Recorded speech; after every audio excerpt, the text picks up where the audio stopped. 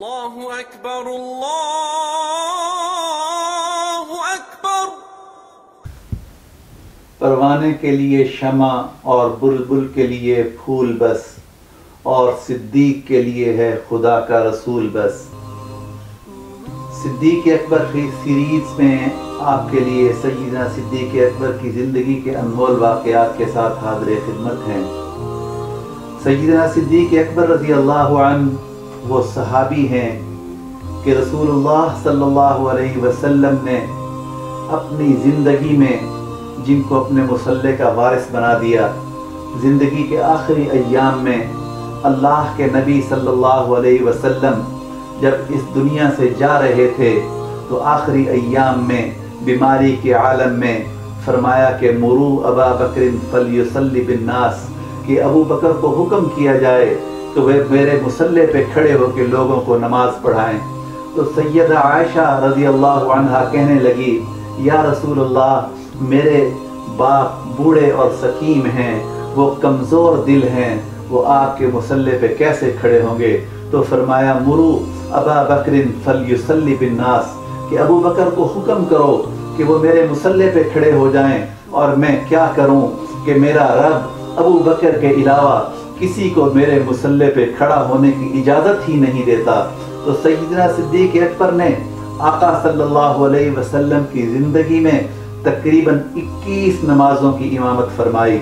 سیدنا صدیق اکبر رضی اللہ عنہ وہ صحابی ہیں کہ جنہوں نے اسلام کی عظمت کے لیے اتنا کچھ لٹایا کہ ایک موقع پہ غزوہ تبوک اسلام کا ایک بہت اہم ترین غزوہ ہے، یہ جب پیش آیا تو اس وقت مسلمانوں میں تنگی کی حالت تھی اور کھجور کی فصل بالکل پکی ہوئی تھی۔ جب حکم ہوا کہ تم اللہ کے راستے کے اندر نکلو، اور مسجد نبوی سے یہ اعلان ہوا کہ اللہ کا نبی اسلام کی عظمت کے لیے غزوہ تبوک کی تیاری کے لیے تم سے کچھ طلب کرتا ہے، تو اس موقع پہ سیدنا عمر رضی اللہ عنہ یہ کہتے ہیں کہ میں نے یہ فیصلہ کیا کہ آج میں ابو بکر سے بازی لے کر جاؤں گا، اور میں اتنا مال خرچ کروں گا کہ ابو بکر سے میرا نمبر پہلے آئے گا۔ تو سیدنا عمر اپنے گھر میں گئے، اپنے گھر کے اندر جتنا مال تھا اس مال کے 2 حصے کیے، 2 حصے کرنے کے بعد ایک حصہ اٹھا کے رسول اللہ صلی اللہ علیہ وسلم کے خدمت میں حاضر ہوئے، اور اسی اثناء میں مسجد نبوی کے اندر مال کا ایک ڈھیر لگا ہوا ہے۔ صحابہ اپنی ہمت کے مطابق مال لا رہے ہیں، جمع کر رہے ہیں، وہ ایک ڈھیر کی صورت اختیار کرتا جا رہا ہے، اور رسول اللہ صلی اللہ علیہ وسلم تشریف فرما ہے کہ ابو بکر صدیق رضی اللہ عنہ مسجد نبوی سے داخل ہوتے ہیں، اور داخل جب ہوئے تو ان کے جسم پہ ان کے کپڑے بھی موجود نہیں، بلکہ انہوں نے ایک ٹاٹ کو اپنے جسم پہ لپیٹا ہوا ہے، اور ہاتھ میں تھوڑا سا مال اٹھا کے رسول اللہ کی خدمت میں حاضر ہوئے۔ تو رسول اللہ نے سوال کیا، ابو بکر تم کیا لے کے آئے ہو اور کیا چھوڑ کے آئے ہو؟ تو سیدنا صدیق اکبر رضی اللہ عنہ نے جو تاریخی جملے کہے، آج وہ جملے سنہری حروف سے لکھنے کے قابل ہیں۔ تو سیدنا صدیق اکبر رضی اللہ عنہ نے فرمایا، یا رسول اللہ، اپنے گھر میں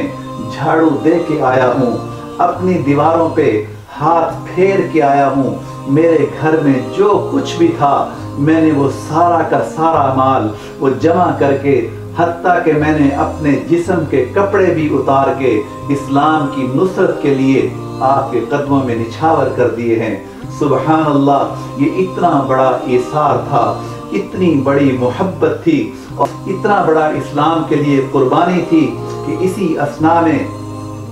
حضرت جبرائیل امین تشریف لائے، اور انہوں نے بھی سیدنا صدیق اکبر کی سنت میں ٹاٹ کا لباس پہنا ہوا ہے۔ تو اس نورانی فرشتے سے اللہ کے نبی نے پوچھا، جبرائیل تم اس لباس کے اندر آج کیوں آئے ہو؟ تو کہنے لگے، یا رسول اللہ، اپنے اس غلام کی طرف دیکھیے کہ جس نے اسلام کی عظمت کے لیے اپنا سب کچھ قربان کر دیا۔ اللہ کو صدیق اکبر کی ادا اتنی پسند آئی کہ اللہ نے آسمان کے فرشتوں کو بھی نورانی لباس اتار کے सय्यदना सिद्दीक़ अकबर की सुन्नत में टाट का लिबास पहना दिया है और मैं आज इसीलिए टाट का लिबास पहन के आया हूँ। सुबहान अल्लाह। सय्यदना सिद्दीक़ अकबर रज़ी अल्लाह अन्हु की ये नेकियां हज़रत जिब्राइल अमीन कहते हैं कि अपने इस सहाबी से पूछिए कि अल्लाह कहते हैं सय्यदना सिद्दीक़ अकबर से कि जब वो इस्लाम में आए तो वो बहुत बड़े अमीर इंसान थे, आज इनके जिस्म पे